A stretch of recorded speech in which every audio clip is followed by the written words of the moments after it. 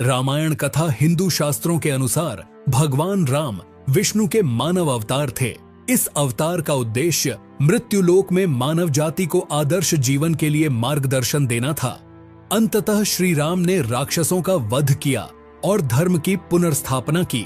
सरयू नदी के किनारे कौशल नामक एक राज्य था, जिसकी राजधानी का नाम था अयोध्या, और अयोध्या के राजा थे दशरथ। इक्ष्वाकु वंश के सबसे तेजस्वी राजा दशरथ जी की 3 पत्नियां थीं, जिनके नाम थे रानी कौशल्या, रानी कैकई और रानी सुमित्रा। लेकिन बहुत समय से उनकी कोई भी संतान नहीं थी, जिसके कारण उन्हें उत्तराधिकारी की कमी हमेशा सताती थी।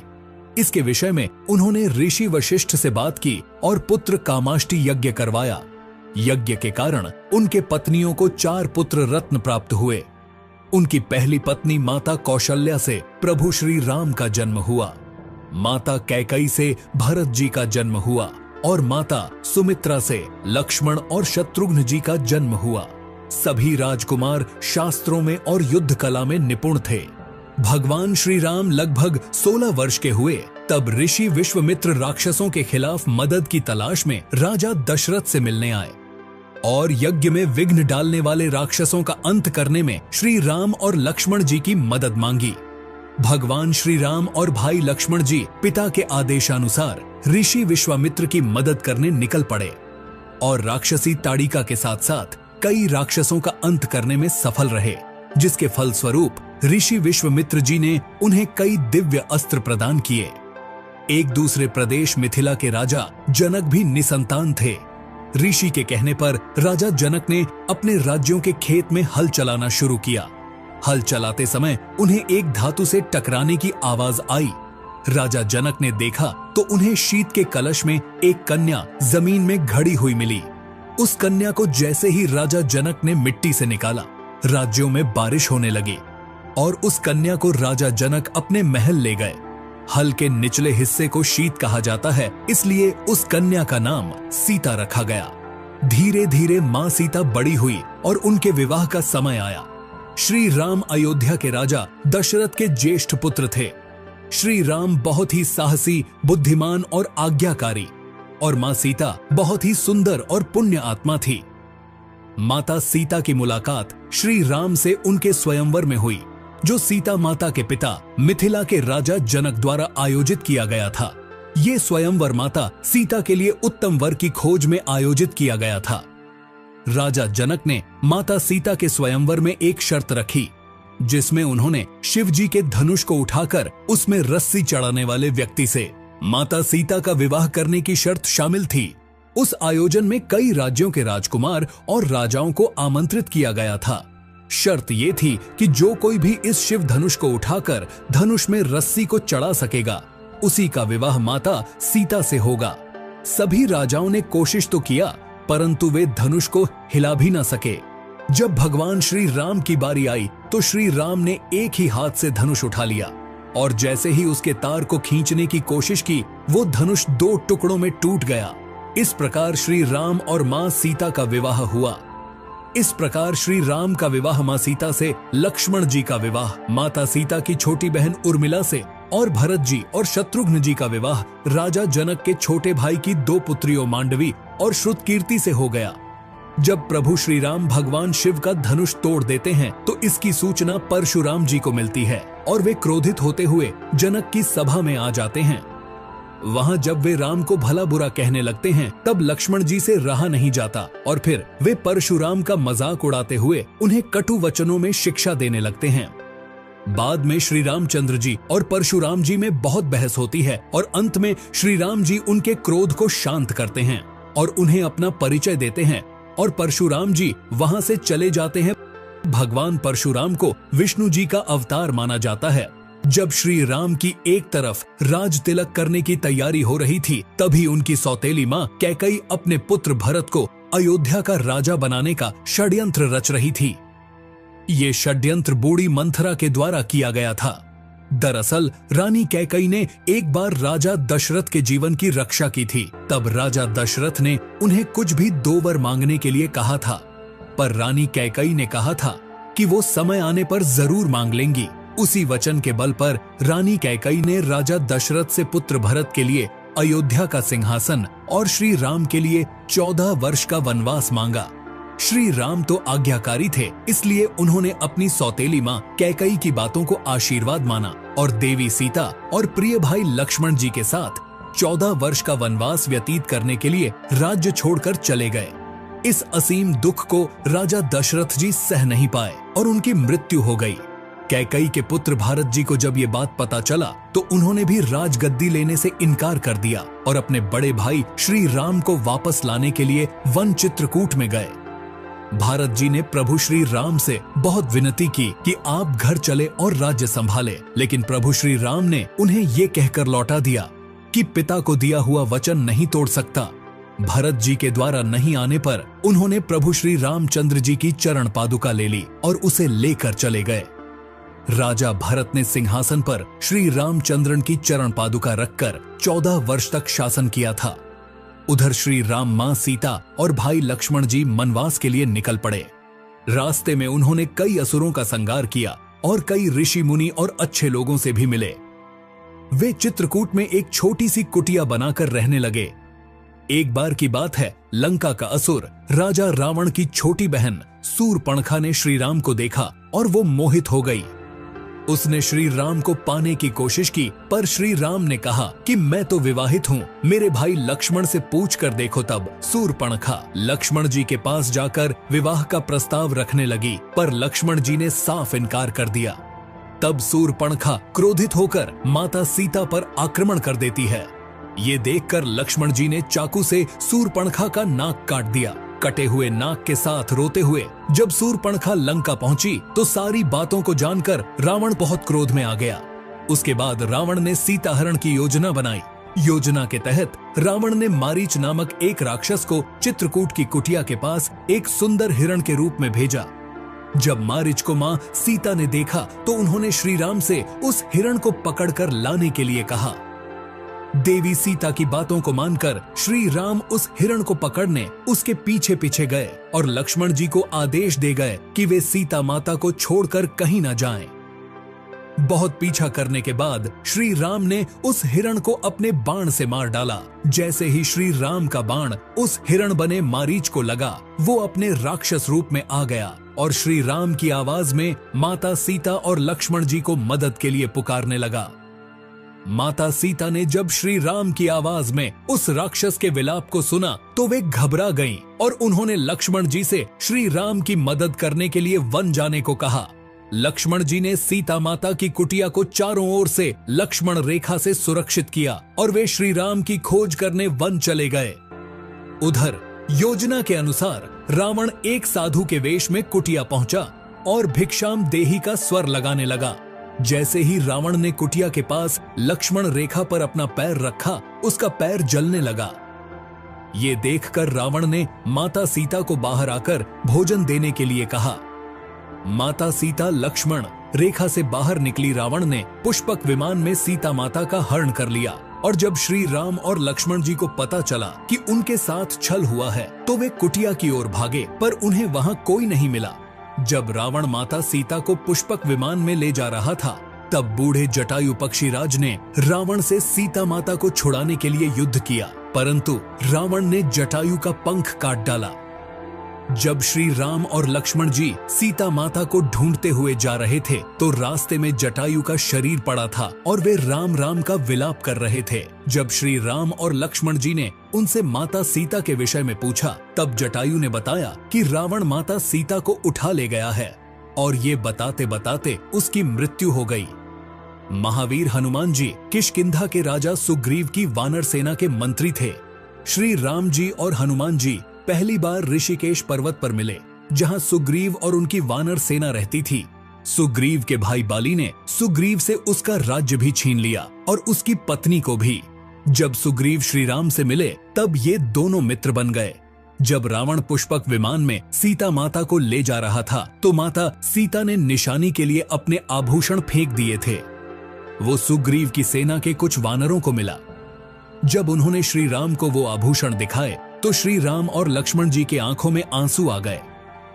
फिर श्री राम ने बाली का वध करके सुग्रीव को किष्किंधा का राजा बना दिया। सुग्रीव ने भी मित्रता निभाते हुए भगवान श्री राम को ये वचन दिया कि वो और उनकी वानर सेना सीता माता को रावण के चंगुल से छुड़ाने के लिए पूरी जी जान लगा देंगे। सुग्रीव और जामवंत जी ने मिलकर सुग्रीव की वानर सेना का नेतृत्व किया और चारों दिशाओं में अपनी सेना को भेजा। सभी दिशाओं में ढूंढने के बाद भी कुछ ना मिलने पर ज्यादातर सेना वापस लौट आई। दक्षिण की तरफ हनुमान जी एक सेना लेकर गए थे जिसका नेतृत्व अंगद कर रहे थे। जब वे दक्षिण समुद्र के तट पर पहुंचे तो वे भी उदास होकर विंध्य पर्वत पर इसके विषय में बातचीत कर रहे थे। वहीं पर एक बड़ा सा पक्षी बैठा था जिसका नाम था संपाति। संपाति वानरों को देखकर बहुत खुश हुआ और भगवान का शुक्रिया करने लगा। इतना सारा भोजन देने के लिए जब सभी वानरों को पता चला कि वो उन्हें खाने की कोशिश करने वाला था तो सभी उसकी घोर आलोचना करने लगे और महान पक्षी जटायु का नाम लेकर उसकी वीरता की कहानी सुनाने लगे। जैसे ही जटायु की मृत्यु की बात उसे पता चली वो जोर जोर से विलाप करने लगा। उसने वानरों को बताया कि वो जटायु का भाई है और उसने ये भी बताया कि उसने और जटायु ने मिलकर स्वर्ग में जाकर इंद्र को भी युद्ध में हराया था। वो तो सूर्य की तेज किरणों से जटायु की रक्षा करते समय उसके सभी पंख जल गए और वो इस पर्वत पर गिर गया। उसने वानरों को बताया कि वो बहुत ज्यादा जगह पर जा चुका है। उसने ये भी बताया कि लंका का असुर राजा रावण ने माता सीता को अपहरण किया है और उसे दक्षिण समुद्र के दूसरी ओर उसका राज्य है। इसके बाद जामवंत जी ने हनुमान जी की सभी शक्तियों को याद दिलाया, जिसे सुनकर हनुमान जी का मन हर्षित हो गया और वे समुद्र तट किनारे स्थित सभी लोगों से बोले कि आप सभी यही मेरा इंतजार करें तब तक जब तक मैं सीता माता को देखकर वापस ना लौट आऊं। यह कहकर वे समुद्र के ऊपर से उड़ते हुए आगे चले गए। रास्ते में जाते समय सबसे पहले मानिक पर्वत आया। पर्वत ने हनुमान जी से कुछ देर आराम कर लेने के लिए कहा, पर हनुमान जी ने उत्तर दिया कि जब तक मैं श्री राम जी का कार्य पूरा न कर लूं तब तक मेरे जीवन में विश्राम की कोई जगह नहीं है, और वे उड़ते हुए आगे चले गए। देवताओं ने हनुमान जी की परीक्षा लेने के लिए सांपों की माता सुरसा को भेजा। सुरसा ने हनुमान जी को खाने की कोशिश की पर हनुमान जी को वो खा न सकी। उल्टा हनुमान जी उसके मुख में जाकर निकल गए और आगे चले गए। समुद्र में एक छाया को पकड़कर खा लेने वाली राक्षसी सिंहिका रहती थी। उसने हनुमान जी को पकड़ लिया पर हनुमान जी ने उसे भी मार गिराया। समुद्र तट पर पहुंचने के बाद हनुमान जी एक पर्वत के ऊपर चढ़ गए और वहां से उन्होंने लंका की ओर देखा। लंका का राज्य उन्हें दिखाई दिया जिसके सामने एक बड़ा सा द्वार था और पूरा लंका सोने का बना हुआ था। हनुमान जी ने एक छोटा सा रूप धारण किया और वे द्वार से अंदर जाने लगे। उसी द्वार पर लंकिनी नामक एक राक्षसी रहती थी। उसने हनुमान जी का रास्ता रोका तो हनुमान जी ने एक जोर का गुस्सा दिया तो वो नीचे जाकर गिरी। उसने डर के मारे हनुमान जी को लंका के अंदर जाने दिया। हनुमान जी ने माता सीता को महल में हर जगह ढूंढा पर माता सीता उन्हें कहीं नहीं मिली। थोड़ी देर ढूंढने के बाद उन्हें एक ऐसा महल दिखाई दिया जिसके सामने एक तुलसी का पौधा था। ये देखकर हनुमान जी अचंभे में पड़ गए और उन्हें ये जानने की इच्छा हुई कि आखिर ऐसा कौन है जो इन असुरों के बीच में भी भक्त है। ये जानने के लिए हनुमान जी ने एक ब्राह्मण का रूप धारण किया और उन्हें पुकारा। विभीषण अपने महल से बाहर निकले और जब उन्होंने हनुमान जी को देखा तो वे बोले, आपको देखकर मेरे मन में अत्यंत सुख मिल रहा है। क्या आप स्वयं श्री राम हैं? हनुमान जी ने पूछा, आप कौन हैं? तो विभीषण ने उत्तर दिया, मैं रावण का भाई विभीषण हूँ। ये सुनकर हनुमान जी अपने असली रूप में आ गए और श्री रामचंद्र जी के विषय में सभी बातें बताईं। विभीषण ने निवेदन किया कि मुझे एक बार श्री राम से मिलवा दो। हनुमान जी ने कहा कि मैं श्री राम जी से जरूर मिलवा दूंगा, परंतु पहले मुझे ये बताएं कि मैं जानकी माता से कैसे मिल सकता हूँ। तब विभीषण ने हनुमान जी को बताया कि रावण ने सीता माता को अशोक वाटिका में रखा है। ये जानने के बाद हनुमान जी ने एक छोटा सा रूप धारण किया और वे अशोक वाटिका पहुंचे। वहां पहुंचने के बाद उन्होंने देखा कि रावण अपनी दासियों के साथ उसी समय अशोक वाटिका में पहुंचा और सीता माता को अपनी ओर देखने के लिए शाम दाम दंड भेद का उपयोग करने लगा, पर तब भी माता सीता ने एक बार भी उसकी ओर नहीं देखा। रावण ने सभी राक्षसियों को सीता माता को डराने के लिए कहा, पर त्रिजटा नामक एक राक्षसी ने माता सीता की बहुत मदद और देखभाल की थी और अन्य राक्षसियों को भी डराया, जिसे अन्य सभी राक्षसी भी माता सीता की देखभाल करने लगी। कुछ देर बाद हनुमान जी ने माता सीता के सामने श्री राम की अंगूठी डाल दी। श्री राम नाम से अंकित अंगूठी को देखकर सीता माता की आंखों से खुशी के आंसू निकल पड़े, परंतु सीता माता को संदेह हुआ कि कहीं ये रावण की कोई चाल तो नहीं। अब माता सीता ने पुकारा कि कौन है जो ये अंगूठी लेकर आया है। उसके बाद हनुमान जी प्रकट हुए, पर हनुमान जी को देखकर भी सीता माता को विश्वास नहीं हुआ। इसके बाद हनुमान जी ने मधुर वचनों के साथ प्रभु रामचंद्रन जी के गुणों का वर्णन किया और बताया कि वे श्री राम जी के दूत हैं। माता सीता ने व्याकुलता से श्री राम जी का हाल चाल पूछा। हनुमान जी ने कहा, हे माते, श्री राम जी बिल्कुल ठीक है और वे आपको बहुत याद करते हैं। वे बहुत जल्द ही आपको लेने आएंगे और मैं शीघ्र ही आपका संदेश श्री राम जी के पास पहुंचा दूंगा। तब हनुमान जी ने सीता माता से श्री राम जी को दिखाने के लिए कुछ चीज मांगा, तो माता सीता ने हनुमान जी को अपने कंगन उतार कर दे दिए। अब इस सब के बाद हनुमान जी को बहुत भूख लगी थी, तो हनुमान जी अशोक वाटिका में लगे पेड़ों के फलों को खाने लगे। फलों को खाने के साथ साथ हनुमान जी उन पेड़ों को तोड़ने भी लगे। तभी रावण के सैनिकों ने हनुमान जी पर प्रहार किया और हनुमान जी ने सभी को मार गिराया। जब रावण को इस बात का पता चला कि कोई बंदर अशोक वाटिका में उत्पात मचा रहा है, तो रावण ने अपने पुत्र अक्षय कुमार को भेजा। हनुमान जी ने उसे क्षण भर में मार डाला। कुछ देर बाद जब रावण को अपने पुत्र की मृत्यु का पता चला, तो वो बहुत ज्यादा क्रोधित हुआ। उसके बाद रावण ने अपने ज्येष्ठ पुत्र मेघनाद को भेजा। हनुमान जी के साथ मेघनाद का बहुत ज्यादा युद्ध होता है और कुछ न कर पाने के बाद मेघनाद ने ब्रह्मास्त्र का सहारा लिया। ब्रह्मास्त्र का सम्मान करते हुए हनुमान जी स्वयं बंधक बन गए। हनुमान जी को रावण की सभा में लाया गया। रावण हनुमान जी को देखकर हंसा और फिर क्रोधित होकर उनसे प्रश्न किया, तूने किस कारण अशोक वाटिका को तहस नहस कर दिया? तूने किस कारण मेरे सैनिकों और पुत्र का वध कर दिया? क्या तुझे अपने प्राण जाने का डर नहीं है? यह सुनकर हनुमान जी ने उत्तर दिया, जिसने महान शिव धनुष को पल भर में तोड़ डाला, जिसने खरदूषण और बाली को मार गिराया, जिसकी प्रिय पत्नी का तूने अपहरण किया है। मैं उन्हीं का दूत हनुमान हूं। मुझे भूख लग रही थी, इसलिए मैंने फल खाए और तुम्हारे सैनिकों ने मुझे खाने नहीं दिया। अभी भी समय है, सीता माता को श्री राम को सौंप दो और उनसे क्षमा मांग लो। रावण हनुमान जी की बातों को सुनकर हंसने लगा और बोला, रे दुष्ट, तेरी मृत्यु तेरे सिर पर है। ऐसा कहकर रावण ने अपने मंत्रियों को हनुमान जी को मार डालने का आदेश दिया। ये सुनकर सभी मंत्री हनुमान जी को मारने दौड़े। तभी विभीषण वहां आ पहुंचे और बोले, रुको, दूत को मारना सही नहीं होगा। ये नीति के विरुद्ध है, इसे कोई और दंड देना चाहिए। सभी ने कहा कि बंदर की पूंछ उसे सबसे प्यारी होता है, क्यों ना तेल में कपड़ा डुबाकर इसके पूंछ में बांधकर आग लगा दिया जाए।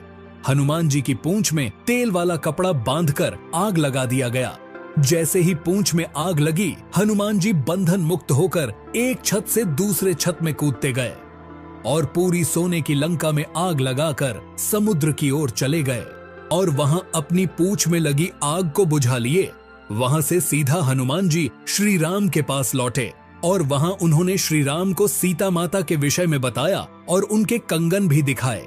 सीता माता की निशानी को देखकर श्री राम भावुक हो गए। अब श्री राम और वानर सेना के चिंता का विषय था कि कैसे पूरी सेना समुद्र की दूसरी ओर जा सकेंगी। श्री राम जी ने समुद्र देव से निवेदन किया कि वे रास्ता दे ताकि उनकी सेना समुद्र पार कर सके, परंतु बार बार कहने पर भी समुद्र देव ने उनकी बात नहीं माने। तो भगवान श्री राम ने लक्ष्मण जी से धनुष मांगा और अग्नि बाण को समुद्र पर साधा, जिसे कि पानी सूख जाएगा और वे आगे बढ़ सकेंगे। जैसे ही श्री राम ने ऐसा किया, समुद्रदेव डरते हुए प्रकट हुए और श्री राम से माफी मांगी और कहा, हे नाथ, ऐसा न करे। आपके इस बाण से मेरे में रहने वाले सभी जीव और जीवित प्राणियों का अंत हो जाएगा। श्री राम जी ने कहा, हे समुद्रदेव, हमें ये बताए कि मेरी ये विशाल सेना इस समुद्र को कैसे पार कर सकेंगे। समुद्रदेव ने कहा, हे रघुनंदन राम, आपकी सेना में 2 वानर हैं, नल और नील। उनके स्पर्श करके किसी भी बड़े से बड़े पत्थर को पानी में तैराया जा सकता है। ये कहकर समुद्रदेव चले गए। उनके सलाह के अनुसार नल और नील ने पत्थरों पर श्री राम का नाम लिखा और समुद्र में फेंक कर देखा तो वो पत्थर तैरने लगा। उसके बाद एक करके नल और नील ने पत्थरों को फेंकते रहे और समुद्र के अगले छोर तक पहुंच गए। श्री राम ने अपनी सेना के साथ समुद्र किनारे डेरा डाला। जब इस बात का पता रावण की पत्नी मंदोदरी को चला, वो घबरा गई। उसने रावण को बहुत समझाया, पर रावण नहीं समझा और सभा में चला गया। रावण के भाई विभीषण ने भी रावण को बहुत समझाया और सीता माता को सम्मान पूर्वक श्री राम को सौंप देने के लिए कहा, परंतु ये सुनकर रावण क्रोधित हो गया और अपने ही भाई को लात मारकर बाहर कर दिया। विभीषण ने अपना राज्य छोड़ दिया और वे श्री राम के पास गए। प्रभु श्री राम ने भी खुशी के साथ उन्हें स्वीकार किया और अपने डेरे में रहने के लिए जगह दी। आखिरी बार श्री राम ने शांति संदेश के रूप में बाली का पुत्र अंगद कुमार को भेजा था, पर वहां पर सभी उनका उपहास करने लगे। तब अंगद कुमार ने भरी सभा में रावण की पूरी सेना को चुनौती दिया कि अगर कोई भी उसका पैर उठा लेगा तो वो अपनी हार स्वीकार कर लेंगे और प्रभु श्री राम की सेना के साथ लंका से लौट जाएंगे। ऐसा कहकर अंगद कुमार ने अपना पैर जमा दिया। इसके बाद रावण के दरबार में एक एक करके सभी योद्धा आने लगे, लेकिन कोई भी अंगद कुमार का पैर उठा नहीं पाया। रावण के पुत्र मेघनाद ने भी कोशिश की और वो भी असफल रहा। अब रावण खुद अंगद कुमार का पैर उठाने आया और जैसे ही रावण अंगद कुमार का पैर पकड़ने नीचे झुका, उसका मुकुट नीचे गिर गया तो अंगद कुमार ने अपना पैर हटा लिया और कहा कि ये चुनौती सिर्फ उनके सेना के लिए थी। ऐसा कहकर अंगद कुमार वो मुकुट लेकर वहां से चले गए। इसके बाद श्री राम और रावण की सेना के बीच भीषण युद्ध हुआ। इस युद्ध में लक्ष्मण जी पर रावण के पुत्र मेघनाद ने शक्ति बाण से प्रहार किया था, जिसके कारण हनुमान जी संजीवनी बूटी लेने के लिए हिमालय पर्वत पर गए थे, परंतु वे उस पौधे को पहचान न सके, जिसके कारण वे पूरा हिमालय पर्वत उठा लाए थे। रावण के भाई कुंभकर्ण जैसे महारथी असुर को भी भगवान श्री राम ने अपने बाण से मार गिराया। इस युद्ध में रावण की विशाल सेना को श्री राम की सेना ने परास्त कर दिया और अंत में श्री राम ने रावण की नाभि में बाण मारकर उसे मृत्यु लोक पहुंचा दिया और सीता माता को छुड़ा लेते हैं। श्री राम विभीषण को लंका का राजा बना देते हैं, परंतु श्री राम माता सीता से मिलने से पूर्व उनकी अग्नि परीक्षा लेते हैं।